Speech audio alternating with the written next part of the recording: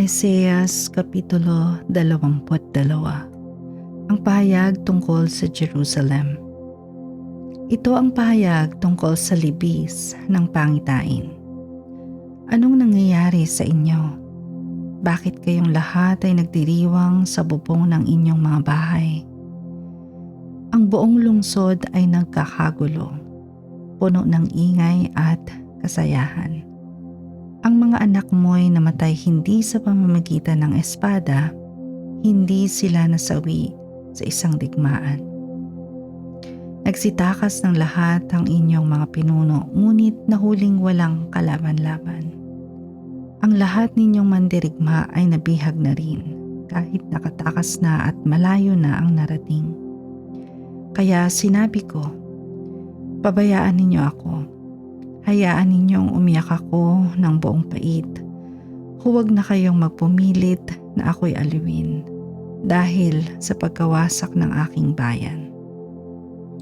Sapagkat ito'y araw ng kaguluhan, pagyurak at pagkalito na itinalaga ni Yahweh ang makapangyarihang Panginoon sa libis ng pangitain. Araw ng pagpapabagsak ng mga pader, araw ng panaghoy na maririnig sa kabundukan. Dala ng mga taga-ilam ang kanilang mga pana, sakay ng kanilang mga karawahe at kabayo, at dala naman ng mga taga-Kir ang kanilang kalasag. Ang magaganda ninyong libis ay puno ng mga karawahe. Ang mga pintuan ng Jerusalem ay nakaabang ang mga kabayuhan. Durog na ang lahat ng tanggulan ng Juda. Kapag nangyari ito, ilabas ninyo ang mga sandata mula sa arsenal. Sa araw na iyon nakita ninyo na maraming sira ang tanggulan ng lungsod ni David at nag-imbak kayo ng tubig mula sa ibabang tipunan. Binilang ninyo ang mga bahay sa Jerusalem at kinaiba ninyo ang ilan sa mga iyon upang gamitin sa mga bato sa pagpapatibay sa pader ng lungsod. Gumawa kayo ng imbaka ng tubig sa pagitan ng dalawang pader at pinuno ninyo iyon ng tubig mula sa lumang tipan. Ngunit hindi ninyo naisip ang Diyos na siyang nagplano nito noong panguna at nagsagawa nito.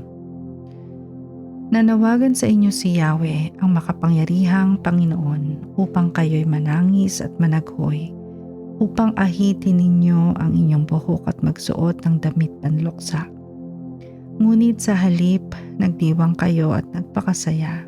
Nagpatay kayo ng tupa at baka upang kainin at nag-inuman kayo ng alak. Ang sabi ninyo, kumain tayo at uminom sapagkat bukas tayo'y mamamatay. Ganito ang pinahayag sa akin ni Yahweh na makapangyarihan sa lahat. Ang kasalang ito'y hindi ipapatawad sa inyo hanggang sa kayo'y mamatay. Babala laban kay Sebna. Ganito ang sabi sa akin ni Yahweh, ang makapangyarihang Panginoon. Puntahan mo si Sebna, ang katiwala ng palasyo, at sabihin mo sa kanya, anong karapatan mong pumarito? Sinong nagpahintulot sa iyo na humukay ng sariling libingang bato na inukab sa gilid ng bundok? Sino ka man ay dadamputin ka ni Yahweh at itatapon sa malayo.